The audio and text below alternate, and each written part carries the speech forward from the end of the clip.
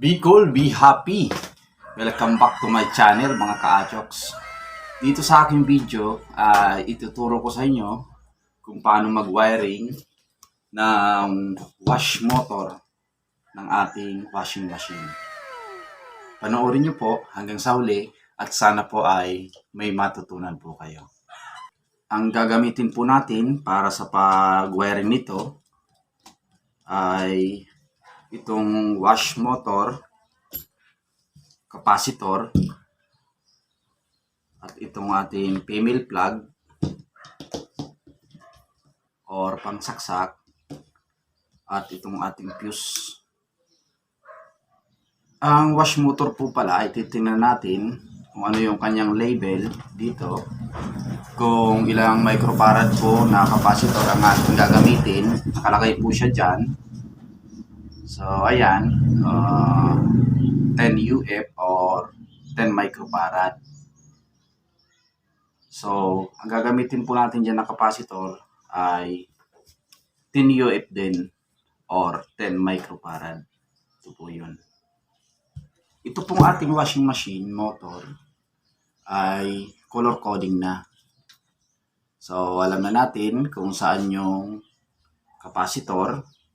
Dito na natin yan ikakabit sa dalawang dilaw at dito natin ikakabit yung line 1 na galing dito sa ating female plug.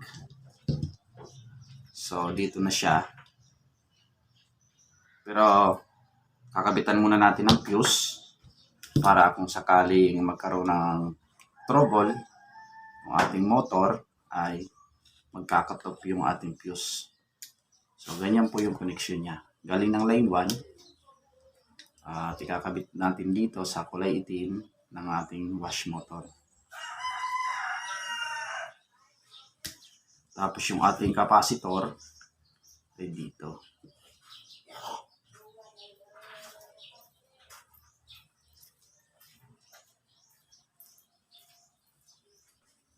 So naikabit ko na po yung capacitor niya at yung fuse niya. Tapos yung isang line nito or line 2 ng ating female plug ay ikakabit natin dito. So mamaya papakita ko po sa inyo kung paano po ikabit at kung saan ikakabit, kung saan nyo gustong paikutin yung ating wash motor. At sa ngayon ay ituturo ko po muna sa inyo kung paano maghanap ng common ng ating wash motor kung hindi po siya color coding.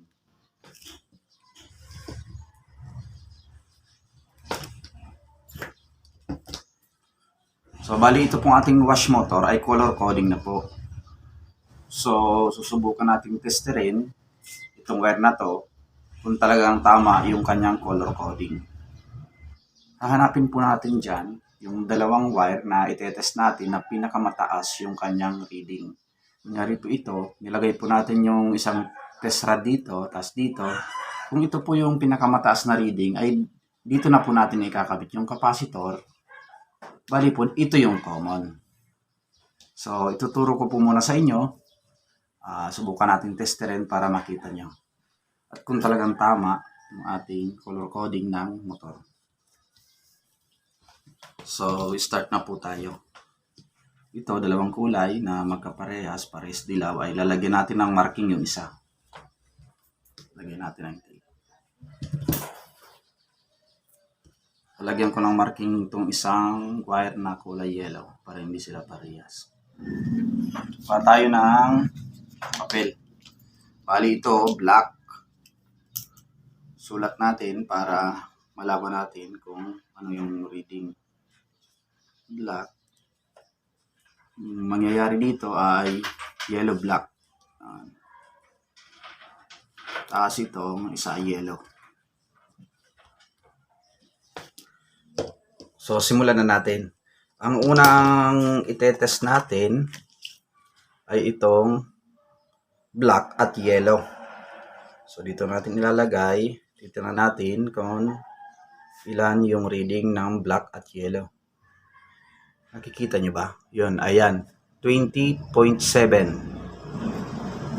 bali yung reading ng black at yellow ay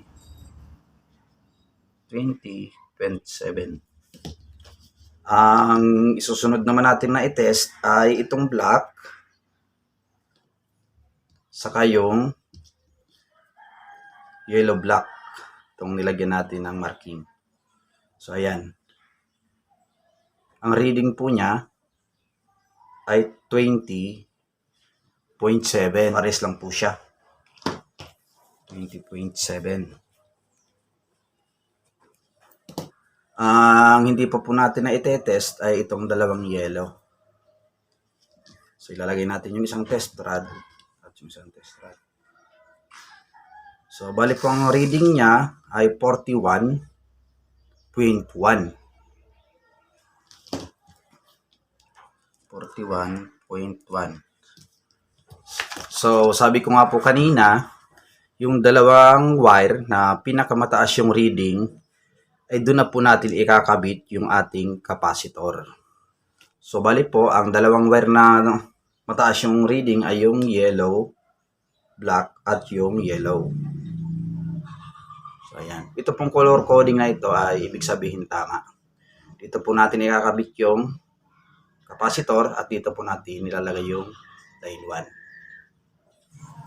So ayun, ay napatunayan na natin at nakita na natin talaga na tama itong color coding. At ikakabit na natin yung ating capacitor. Ito pong dalawang wire na to ay kahit saan nyo po ikabit. Basta dito lang po sa dalawang dilaw nito. So ayan, ikabit na po natin yung capacitor. Ikakabit naman po natin ay yung fuse. So ikakabit mo natin itong may fuse dito sa kulay itim.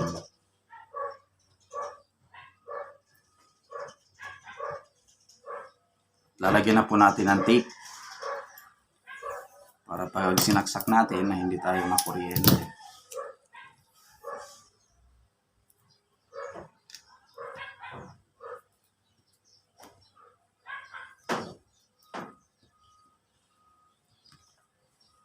So ayan, nakabit na po natin. Ang sunod natin gagawin ay kailangan natin ng supply ng kuryente. Kaya kukuha tayo ng extension. So ito na mga ka-choks yung ating extension. At yung ating capacitor.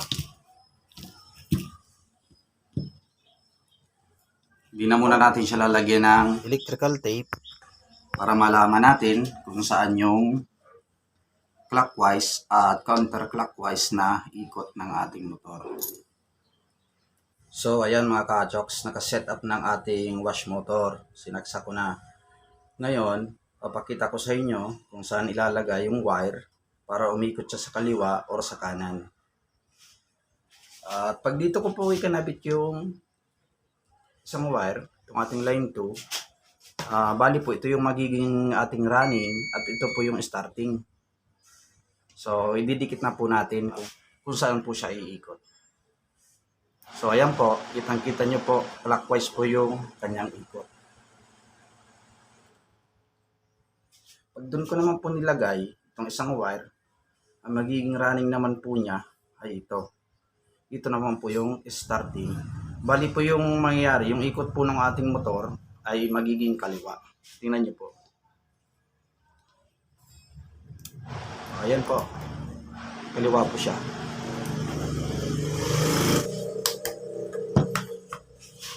So yun mga ka-choks. Sana po ay may natutunan kayo sa ating video. At ito rin po yung mga ginagamit sa kayuran. Ang pipiliin nyo lang pong takbo ng ating motor ay clockwise, pakanan. Ito nyo po ilalagay yung talim ng kayuran dito. Tatanggalin tong pulling ito.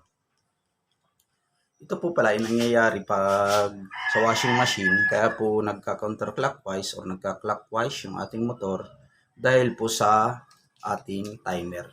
Ito po yung timer. Pag kinabitan po nito, nagka-counterclockwise at nagka-clockwise yung ating motor. So, yun lang po mga ka-achoks. At sana po ay may natutunan po kayo sa aking video. Keep safe and God bless you all.